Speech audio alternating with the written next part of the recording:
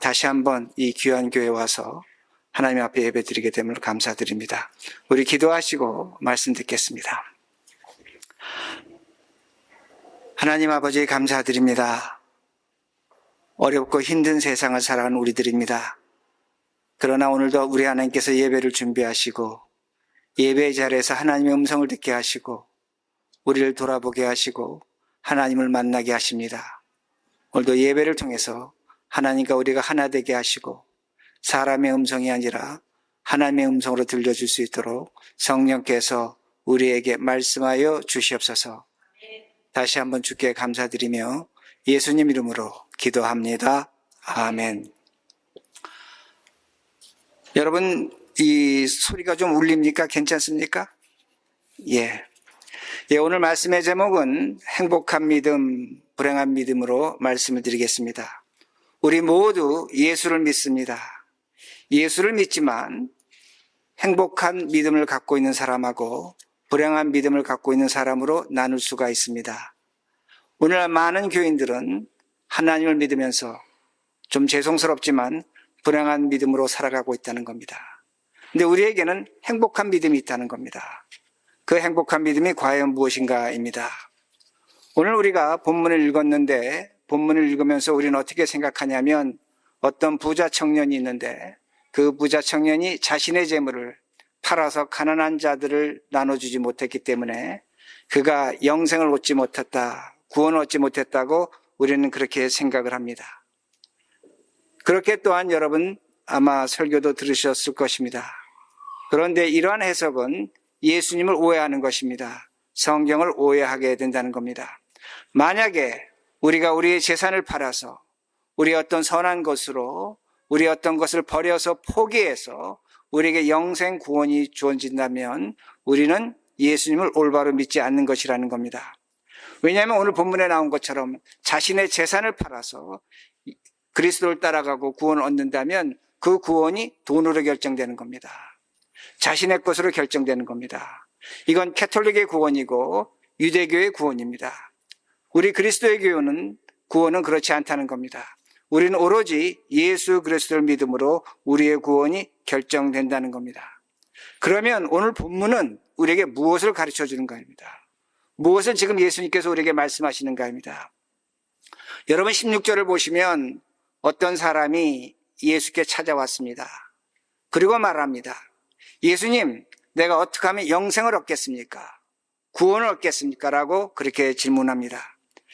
그런데 예수님께서 17절에 보시면 뭐라고 말씀하시냐면 너가 영생을 얻기 원한다면 십계명을 지켜라, 율법을 지키라고 그렇게 말씀하십니다. 그러게 18절에서 20절에 이렇게 말씀이 나옵니다. 그 청년이 이렇게 말합니다. 이르되 어느 계명이오니까? 예수께서 이르시되 살인하지 말라, 간음하지 말라, 도둑질하지 말라, 거짓 증언하지 말라, 내 부모를 공경하라, 내 이웃을 내 자신같이 사랑하라 하신 것이니라. 이 말씀이 끝나자마자 청년이 이렇게 말합니다. 그 청년이 이르되 이 모든 것을 내가 지켜 싸운데 아직 무엇이 부족합니까? 청년은 분명히 얘기합니다. 예수님이 전제로 뭐라고 말씀하시냐면 너가 구원을 얻기를 원한다면 십계명을 지키라는 겁니다. 율법을 지키라는 겁니다. 그런데 이 청년은 당당하게 얘기합니다. 내가 완벽하게 지켰습니다. 다 지켰습니다. 저에게 이제 무엇이 더 필요한가? 그렇게 이야기합니다. 우리가 성경을 올바르게 해석해야 됩니다. 이 청년은 예수님의 말씀대로 영생에 들어갈 자격이 있습니다. 충분합니다. 왜냐하면 당시에 유대교에서는 율법을 지키면 구원을 받는다고 분명히 가르쳤기 때문입니다. 자, 그러면 그 청년이 얘기한 것 중에 아주 중요한 것이 있습니다. 뭐라고 한마디 하냐면 그가 내 이웃을 내 자신같이 사랑하라 하신 것이니라. 예수님, 그거 저 지켰습니다. 여러분, 이 사람은 뭐라고 얘기하느냐면 이웃을 자신과 같이 사랑했다는 겁니다. 여러분이 여러분을 사랑하십니다. 여러분을 위해서 돈을 쓰십니다. 여러분이 병에 걸리면 돈을 사용합니다. 여러분 사업하다 어려우면 어떡합니까? 그 사업의 자금을 위해서 때로는 집도 팝니다. 차도 팝니다. 때로는 다른 사람에게 돈을 빌려서 여러분 사업도 하고 여러분 질병도 고치고 자녀 교육도 시킵니다. 여러분 그렇게 삽니다. 근데 지금 이 사람은 뭐라고 얘기하냐면 예수님, 나는 이웃을 위해서 내 재산을 팔았습니다. 가난한 이웃이 있다면 그에게 먹을 것을 내가 주었습니다. 힘든 이웃이 있다면 내 돈을 주었습니다. 더 어려운 이웃이 있다면 내 재산을 팔아서 그 가난한 사람들 나처럼 돌봤습니다. 그렇게 얘기하는 겁니다. 여기서 이웃을 사랑했다는 것은 그저 사랑한 것이 아닙니다. 이웃을 위해서 자신의 소유를 팔아가며 사랑한 것을 분명히 보여준다는 겁니다. 그러기에 제가 여러분에게 질문합니다. 여러분 답하셔야 됩니다. 이 사람이 자신의 이웃을 위해서 자신의 재산을, 재물을 팔았습니까? 안 팔았습니까? 팔았습니다. 그렇게 성경을 해석해야 됩니다. 왜 우리가 우리 자신을 위해서 우리 재물을 팔고 은행에 론을 내고 필요 없는 거 팔아서 돈을 사용하는 것처럼 이 사람은 이웃을 위해서 자기 자신의 재산을 판 사람입니다. 그러기에 그런 사람에게 예수님께서 아주 이상한 질문을 하십니다. 영생에 들어갈 자격 있는 사람입니다. 믿음 있는 사람입니다. 21절에 이렇게 예수께서 말씀하십니다. 예수께서 이르시되 내가 온전하고자 할진대. 너 구원은 받는다는 겁니다. 근데 온전하고자 할진대, 영어 번역 퍼펙트입니다. 가서 내 소유를 팔아 가난한 자들에게 주라. 그리하면 하늘에서 보화가 내게 있으리라. 그리고 와서 나를 따르라 하시니. 우리 이 성경 구절을 오해하고 있다는 겁니다. 먼저 예수님께서 그 부자에게 팔라고 말씀하십니다. 영어 번역을 보면 셀로 번역했습니다. 그러나 헬라어 성경을 보면 셀이 아닙니다. 트레이드입니다. 바터입니다. 교환하다입니다. 맞바꾸는 겁니다. 여러분 고대 시대에는 화폐가 없었습니다. 물물 교환했습니다. 그러니까 예수님께서 이렇게 말씀하시는 겁니다. 네 보물과 나와 맞바꾸자는 겁니다. 네 재산과 하늘의 보화와 맞바꾸자는 겁니다. 바터하자는 겁니다. 트레이드 하자는 겁니다. 그런데 하늘의 보화는 영어 성경은 뚜렷지 않지만 헬라어 성경으로 보면 단수 명사입니다. 하늘에 한 가지 보물이 있다는 겁니다. 많은 교인들은 하늘에 어떤 금은 보화를 생각하는지 아닙니다. 하나님에게 한 가지 보물이 있습니다. 그건 바로 예수 그리스도라는 겁니다. 예수님이 이렇게 말씀하시는 겁니다. 너가 너 것을 팔아서 나와 맞바꾸자는 겁니다. 그리고 그것을 가난한 사람들에게 주라는 겁니다. 그리고 나를 쫓으라는 겁니다. 쫓는다는 건 현재형입니다. 그리고 예수님께서 말씀하시는 것이 뭐냐면 장차 너가 하늘나라에서 하늘의 보화 나를 만나게 될 것이라고 미래형으로 원문 성경은 쓰여져 있다는 겁니다. 장차 하늘에서 나를 만나야 된다는 겁니다. 이걸 예수님께서 말씀하시는 겁니다. 그런데 이 부자 청년은 자신의 재물과 예수님과 교환하지 못합니다. 맞바꾸지 못한다는 겁니다. 왜 그런가입니다. 예수님이 중요하지 않다는 겁니다. 자신의 재물이 예수님보다 더 중요하다는 겁니다. 그러게 여러분 성경을 오해하시면 안 됩니다. 성경의 부자는 돈 많은 사람이 아닙니다. 성경의 부자는 찢어지게 가난합니다. 그러나 그렇게 가난함에도 불구하고 예수님보다 중요한 것이 있다면 그 사람은 부자입니다. 내 명예, 내 자존심, 내 돈, 내 어떤 물질, 내 자식, 내 슬픔, 내 아픔, 질병, 이것이 예수님보다 중요하다면 그 사람은 부자라는 겁니다. 성경의 부자는 다른 사람이 아닙니다. 오늘도 신앙생활하면서 학위가 중요하고 내 자존심이 중요하고 내 어떤 가치관이 예수님보다 중요하다면 그 사람 부자라는 것을 성경은 가르쳐줍니다. 그런데 오늘 저는 이런 부자를 얘기하고 싶지 않습니다. 오늘 한국교회의 가장 큰 문제인 믿음의 부자를 이야기하는 겁니다. 오늘 우리는 믿음의 부자입니다. 제가 이렇게 설교하면 어떤 분이 이렇게 말씀하십니다. 목사님, 저는 평생 신앙생활을 했는데 교회에서 우리 믿음의 부자가 돼야 된다고 그렇게 가르쳤습니다. 믿음의 부자가 되는 것이 무엇이 나쁩니까? 나쁜 건 아닙니다. 그러나 불행한 믿음이라는 겁니다. 오늘날 우리는 우리의 믿음이 예수님보다 더 중요합니다. 오늘 우리의 믿음이 예수님보다 더 중요하다는 겁니다.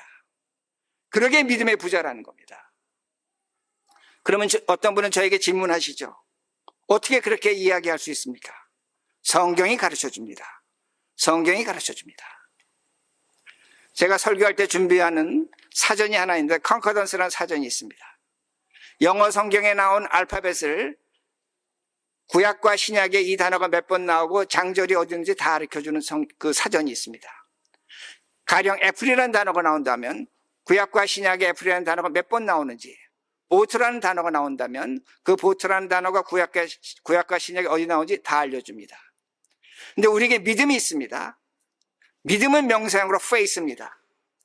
faith라는 단어가 있고 믿는다는 동사가 있습니다. believe라는 동사가 있습니다. 물론 우리에게 believe라는 명사형도 있지만 성경은 faith라는 단어를 믿음으로 그렇게 사용한다는 겁니다. 명사형은 믿음의 대상 하나님, 성령님, 예수님이 중요한 겁니다. 동사형은 믿는 주체, 우리가 We believe in Jesus Christ 하면 believe라는 주체가 우리가 중요하다는 겁니다. 동사는 우리가 중요한 겁니다. 근데 명사형이 있다는 겁니다. 근데 제가 지금부터 좀 어렵겠지만 잘 따라오시기 바랍니다. 성경에서 예수 그리스도의 십자가의 사건을 기점으로 해서 명사형과 동사형으로 믿음이라는 단어를 찾아볼 수 있다는 겁니다. 십자가의 사건을 중심으로서 faith라는 명사형이 마태복음에 12번 나타납니다. 12번 나타나는데 십자가 사건 이전에 faith라는 명사형이 나타나고 십자가 사건 이후에는 2번 나타납니다. 그리고 마가복음에는 faith라는 단어가 5번 나타나는데 모두 십자가 사건 이전입니다. 누가복음에는 믿음, faith라는 단어가 13번 나타났는데 10번은 십자가 사건 이전입니다. 3번은 십자가 사건 이후입니다. 그리고 놀라운 것은 요한복음에는 영어 성경을 보면 faith라는 단어가 단 한 번도 나오지 않습니다. 여러분 성경 찾아보시기 바랍니다. 자, 지금 faith라는 단어가 어디 많이 나옵니까? 성경에서 십자가 사건 이전에 많이 나온다는 겁니다. 십자가 사건 이후에는 아주 적게 나타납니다. 그런데 동사형은 그렇지 않습니다. 우리가 믿는다, 예수를 믿는다는 동사형은 그렇지 않다는 겁니다. 마태복음에는 7번 중에 6번이 십자가 사건 이후에 나타납니다. 마가복음에는 11번이 빌리브라는 동사가 나오는데 9번이 십자가 사건 이후에 나타납니다. 누가복음에는 5번 중에 2번이 십자가 사건 이후입니다. 요한복음에는 영어 번역마다 다르지만 빌리브라는 동사가 50번에서 70번 나옵니다. 그런데 요한복음은 어떻게 해석해야 되냐면 세례 요한이 예수님을 하나님의 어린 양으로 표현합니다. 예수님의 십자가 사건을 나타내는 겁니다. 요한복음에 나오는 빌리브라는 동사는 대부분 십자가 사건과 연결되어 있다는 겁니다. 그러기에 여러분이 성경을 어떻게 보셔야 되냐면 십자가 사건 이전에는 기적이, 잘 들으셔야 됩니다, 40번에서 50번 나옵니다. 사복음서를 다 합해보면 공통적으로 되는 거 한 30번이 있지만 기적이 십자가 사건 이전에 40번 정도 나옵니다. 그런데 그 기적으로 예수님이 하나님 되심을 나타내는 겁니다. 그런데 십자가 사건 이전에는 예수를 믿는 뭐가 강조된다고 그랬습니까? faith가 강조되는 겁니다. 자, 왜 성경이 그렇게 쓰여져 있는가 합니다. 성경은 뭘 얘기하고 싶으냐면 우리에게 기적을 통해서 예수님이 스스로 말씀하시는 겁니다. 나는 하나님, 하나님의 아들이라는 겁니다. 그런데 놀라운 것은 뭐냐면 십자가 사건 이후가 되면 성경에서 기적이 거의 나타나지 않습니다. 많이 나타나요. 1번, 2번 정도입니다. 그런데 십자가 사건 이후에 기적 중에 기적이 있습니다. 무슨 기적이 있습니까? 예수님이 십자가에서 부활하시는 기적이 있다는 겁니다. 그 기적은 무엇을 얘기하느냐면 성부 하나님, 성령 하나님, 이 예수 그리스도가 하나님이라는 걸 증거하는 겁니다. 여기 십자가 있습니다. 저 십자가 잘 보시기 바랍니다.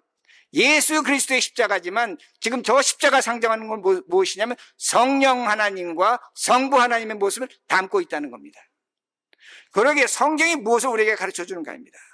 십자가 사건을 중심으로 해서 우리의 책임이 있다는 겁니다. 그것은 뭐냐? 예수를 믿는 책임은 십자가 사건 이후에 나타난다는 것을 분명히 가르쳐 줍니다. 그러기에 우리가 십자가 사건 이전에는 하나님, 성령님, 예수님을 믿는 페이스가 있습니다. 그것으로 기적을 보여줍니다. 그러나 십자가 사건이 지나간 다음에는, 이후에는 우리가 예수를 따르는 believe하는 행동을 요구한다는 겁니다. 즉 예수를 믿는 행동 모습이 있어야 된다는 겁니다. 그러게 마태복음 16장 24절에 예수님께서 이렇게 말씀하십니다. 잘 들으시기 바랍니다. 이에 예수께서 제자들에게 이르시되 누구든지 나를 따라오려거든, 누구든지 나를 믿으려거든 자기를 부인하고 자기 십자가를 지고 나를 따를 것이니라. 자기 십자가가 있다는 겁니다. 이제는 너희가 예수로 말미암아 페이스를 얻었다면 이제는 너희의 십자가를 지고 따르라는 겁니다. 십자가에서 죽으라는 겁니다. 누가복음 14장 27절에 예수님께서 그런 말씀하십니다. 누구든지 자기 십자가를 지고 나를 따르지 않는 자도 능히 내 제자가 되지 못하리라. 놀라운 말씀입니다. 우린 지금까지 어떻게 생각했냐면 저 예수님의 십자가로 우린 구원받았습니다. 하나님의 자녀가 됐습니다. 예수님이 직접 말씀하십니다. 누구든지 자기 십자가를 지고 나를 따르지 않는 자는 능히 내 제자가 되지 못하리라. 나의 사람이 되지 못한다는 겁니다. 나의 십자가 없다면 예수를 믿지 않는 것이라고 주님 말씀하십니다. 목사가 설교하는 것이 아닙니다. 여러분들이 신앙생활하면서 저 예수로 말미암아 십자가 예수로 말미암아 구원받았다면 예수님이 직접 말씀하시는 겁니다. 너희 각자가 너희 십자가를 지고 나를 쫓으라고, 그 믿음의 행동을 하라고 분명히 가르쳐 주십니다. 제가 다시 말씀드립니다. 십자가 사건 이전에 많은 기적이 있었습니다. 우리도 그런 믿음 갖고 있어야 됩니다. 하나님을 믿는 믿음으로 내가 이 어려움에서 벗어나겠다. 오늘도 성령 하나님께서 나를 이 고통과 아픔에서 벗어나기를 기도하고 있습니다. 오늘도 예수 그리스도가 우리의 가난과 질병과 고통에서 구원해 주기를 우린 기도하고 있다는 겁니다. 하나님의 해결하심 믿고 있다는 겁니다. 그런데 우리 모두 신앙생활합니다. 이런 믿음으로 기적이 나타날 때가 있고 나타나지 않을 때가 있다는 겁니다. 우리의 문제가 해결될 때가 있고 해결되지 않을 때가 있다는 겁니다. 분명히 여러분이 신앙생활하면서 겪는 모습이라는 겁니다. 그럼 여러분 어떻게 하십니까? 뭐라고 얘기하십니까? 나는 믿음이 없는 것 같아. 나는 믿음이 약해진 것 같아. 하나님이 나를 버리신 것 같아. 나는 하나님과 관계가 없는 사람인 것 같다고 그렇게 말합니다. 오늘도 많은 사람들이 이렇게 생각을 합니다. 오늘도 우리가 믿음으로 기도하면 하나님께서 우리의 기도를 들어주신다. 틀린 건 아닙니다. 그러나 불행한 믿음이라는 겁니다. 그러게 어떻게 합니까? 하나님께서 우리의 기도를 들어주시기 위해서 나는 성경을 읽어야 돼, 기도를 해야 돼, 예배 열심히 참석해야 돼, 하나님께 헌신 충성해야 돼. 틀린 건 아닙니다. 그렇게 하셔야 됩니다. 근데 하나님께서 기도 들어주지 않았습니다. 뭐라고 생각합니까? 나는 믿음이 없는 것 같아. 나는 성경을 게으르게 본 것 같아. 기도하지 않은 것 같아. 하나님 앞에 나 헌신 충성하지 못한 것 같아. 전부 다 내 잘못입니다. 전부 다 자신을 질책하고 있다는 겁니다. 하나님을 오해하는 것이라는 겁니다. 그러기에 오늘날 한국교회에 수많은 이단이 나타나고 많은 교인들이 이단에 빠지고 있다는 겁니다. 오늘도 우리는 십자가 사건의 이전의 믿음으로 페이스로만 우리의 모든 문제를 해결하겠다고 그렇게 말합니다. 그것이 해결되면 행복한 믿음이요, 그것이 해결되지 않은 불행한 믿음으로 생각하고 있다는 겁니다. 제가 그렇게 말씀드리는 겁니다. 이렇게 신앙생활 하시면 끝없는 고민과 아픔으로 신앙생활 하시는 겁니다. 이것이 불행한 믿음이라는 겁니다. 우리에겐 무엇이 있느냐? 십자가 사건의 후반부, 나의 십자가가 있다는 겁니다. 그러게 제가 여러분에게 이렇게 말씀드립니다. 오늘 여러분의 해결되지 않는 문제, 여러분의 질병, 가난, 고통, 아픔, 시련,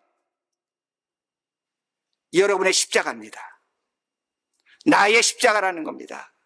그 십자가를 지고 우리가 주님 앞에 나가야 된다는 말씀이 됩니다. 해결되지 않는 것이 믿음이 없어서가 아닙니다. 예수님은 우리에게 뭘 가르쳐 주십니까? 십자가 사건 이후의 모습을 가르쳐 주고 있다는 겁니다. 그러기에 이제 우리의 십자가가 필요하다는 겁니다. 예수님께 왜 부자 청년에게 가난한 자들에게 너 소유를 팔아 나를 쫓으라고 말씀하시는 가입니다. 그러면 장차 너가 하늘나라에서 나를 만날 것이라고 말씀하시는 가입니다. 너에게 십자가 있을 것이라는 겁니다. 오늘도 마찬가지입니다. 오늘도 신앙생활하는 우리에게 무엇이 있어야 되느냐? 하나님을 믿는다면, 예수를 믿는다면, 성령의 역사를 믿는다면 나의 십자가가 있어야 됩니다. 그 십자가가 있어야 된다는 겁니다. 실존주의 철학자 야스퍼스라는 사람이 있습니다. 그는 실존주의 철학자입니다. 그는 이렇게 말합니다. 모든 사람에겐 고통과 슬픔과 아픔이 있다. 그 고통과 슬픔의 아픔이 찾아올 때는 사람들은 그것을 해결하지 못해서 전전긍긍한다. 근데 놀라운 것은 뭐냐면 그 인간의 고통과 슬픔에 어려움에 신의 암호가 있다. 하나님의 암호가 있다고 말합니다. 그러기에 그는 철학자로서 이렇게 말합니다. 우리가 철학을 올바른 생각과 이성을 갖고 있다면 그 암호를 풀어낼 수 있다고 말합니다.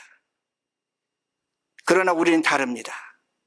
우린 세상 사람과 똑같은 아픔 갖고 질병 갖고 고통 갖고 살아갑니다. 그런데 우리에는 하나님을 만나는 암호가 있다는 겁니다. 하나님 만날 때 그 기쁨과 한의가 있다고 신의 암호가 풀릴 때 야스퍼스는 말합니다. 우리에게도 그것이 있습니다. 그것이 뭔 줄 아십니까?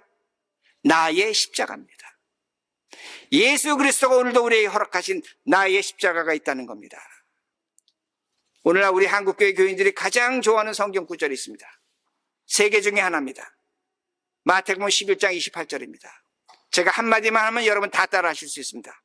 수고하고 그 다음 뭡니까? 무거운 짐 싸라. 그 다음 그러면 내가 너희를 편히 쉬게 하리라. 우리가 가장 좋아하는 성경 구절입니다. 수고하고 무거운 짐 싸라 다 내게로 오라. 내가 너희를 쉬게 하겠다. 여기서 쉬게 하겠다는 영어 번역 rest로 썼지만 헬라어 성경은 뭐냐면 짐이 없어지다입니다. 짐이 없어지는 것처럼 내가 만들어주겠다는 겁니다. 근데 문제는 뭐냐면 우린 요 구절만 외웁니다. 그 다음 두 구절은 아는 교인들이 거의 없습니다.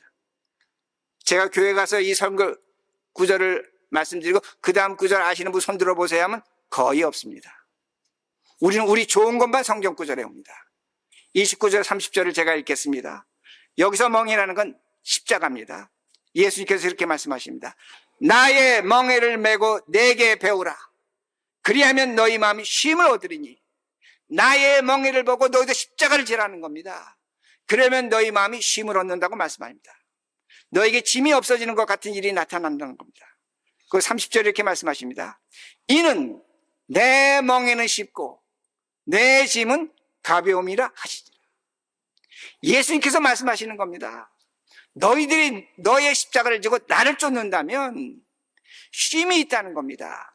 십자가가 고통스러운 것이 아니라는 겁니다. 가볍다고 말씀하시는 겁니다. 그리고 거기에 짐이 없어지는 그런 일이 있다고 분명히 말씀하십니다. 오늘도 우리 교인들은 십자가, 내 질병, 내 가난, 내 해결되지 않는 문제, 내 인간관계 어렵게 생각합니다. 그러나 예수께서 말씀하시는 겁니다. 그게 너의 십자가라는 겁니다. 너가 믿음이 없어서가 아니라는 겁니다. 너의 십자가로 지고 나를 쫓으라는 겁니다. 그러면 그 아픔이, 그 고통이, 그 슬픔이 가벼워진다고 말씀하십니다. 어려운 게 아니라고 분명히 말씀하십니다. 그런데 우리는 십자가를 안 집니다. 이게 예수 그리스도의 암호입니다. 하나님의 암호입니다. 하나님을 만날 수 있는 길을 분명히 예수님께서 말씀하셨습니다. 문제는 우리는 십자가를 지지 않는다는 겁니다. 제가 은퇴하고 지난 1년 6개월 동안 서울에 가 있었습니다. 서울에 가 있으면서 매주마다 서울에 있는 교회 다 돌아다녔습니다. 최소한 한 20군데, 30군데 다닌 것 같습니다. 그런데 가면 똑같은 걸 느낍니다. 20명이 되는 교회든 100명이 되는 교회든 1000명이 되는 교회든 10,000명이 되는 교회든 가보면 첫 번째는 교인들이 고령화되어 있습니다. 뒤에서 보면 전부 다 머리가 허여신 분들입니다. 두 번째는 유스그룹이 없습니다. 학생들이 없습니다. 교회마다 난리입니다. 대형 교회도 유스그룹이 없습니다. 그리고 목사님들 만나면 이렇게 얘기합니다. 팬데믹 이후로 교인 출석이 30% 줄었습니다. 그러다 보니까 헌금도 줄었다고 그렇게 말합니다. 그러다 보니까 이런 일이 이민교회도 똑같습니다. 여러분 코네티컷 한인교회도 똑같습니다. 별 차이 없습니다. 그럼 우리가 어떻게 하자고 합니까? 우리 이렇게 하자고 합니다. 우리가 전도하면 하나님께서 우리 교회를 부흥시켜 줄 것이야.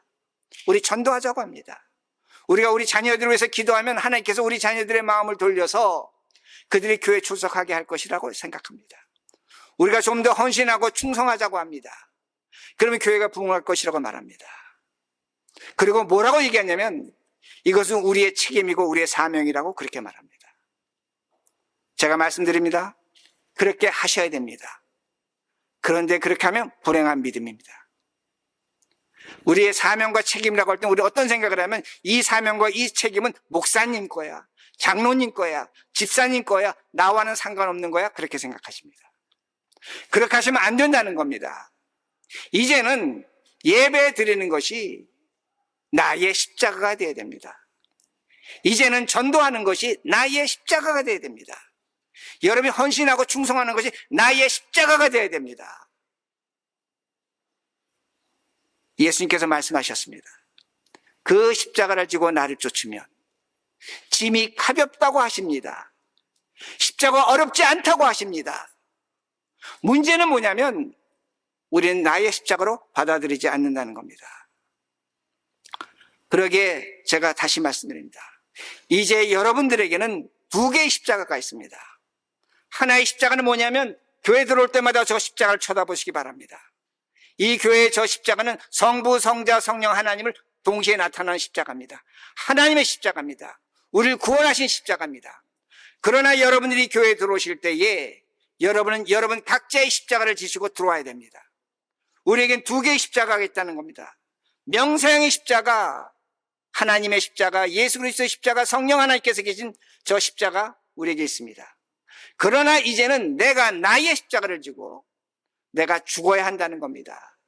그래서 죽으라는 그 말씀은 여러분 목숨을 끊으라는 것이 아닙니다. 인내하시라는 겁니다. 견디시라는 겁니다. 여러분의 십자가로 받아들이시라는 겁니다. 그럴 때 믿음은 행복할 수 있다는 겁니다. 그리고 여러분 각자의 십자가 있습니다. 오늘도 목사에게 말 못할 십자가, 누구에도 말 못할 십자가가 있습니다.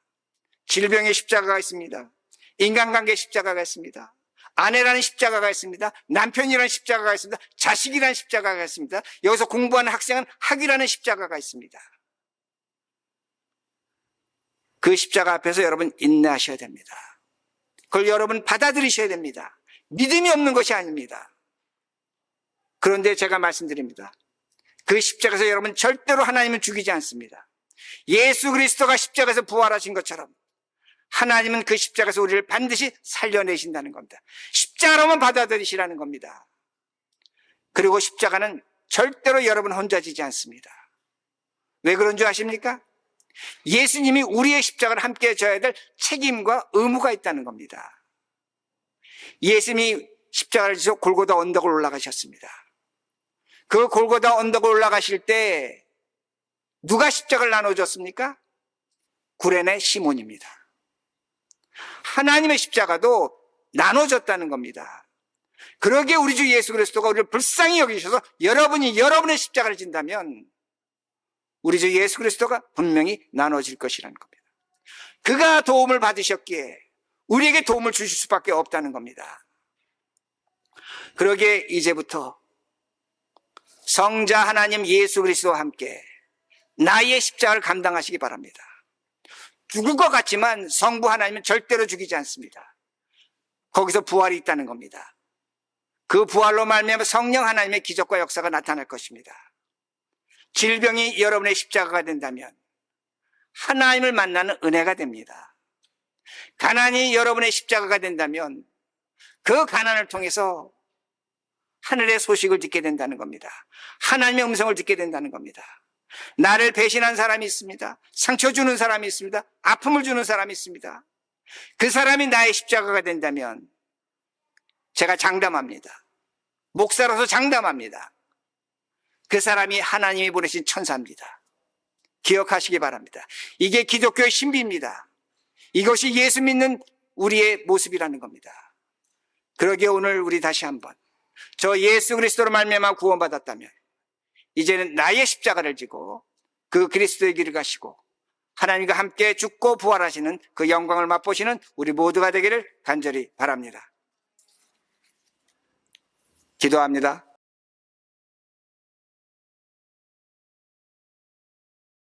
하나님 감사합니다. 그리스도로 말미암아 우리를 구원하셨습니다. 우리가 이제 그 십자가로 구원을 받았다면 예수께서 말씀하십니다. 누구든지 자기 십자가를 지고 나를 쫓지 않는 자는 내 제자가 되지 못한다고 말씀하십니다. 누구든지 자기 십자가를 지고 나를 쫓으라고 말씀하셨습니다. 그러게 오늘 우리가 살펴보겠습니다. 여러분, 지금부터 기도하십니다. 딴 기도하지 마시기 바랍니다. 지금 여러분의 십자가가 무엇인지 찾으시기 바랍니다. 여러분 각자의 십자가가 있습니다. 2개가 될 수 있고 1개가 될 수 있습니다. 그 십자가를 찾으시고 하나님 앞에 기도하시기 바랍니다. 이제부터 이 십자가를 지고 내가 가겠습니다. 우리 다 같이 기도하시겠습니다.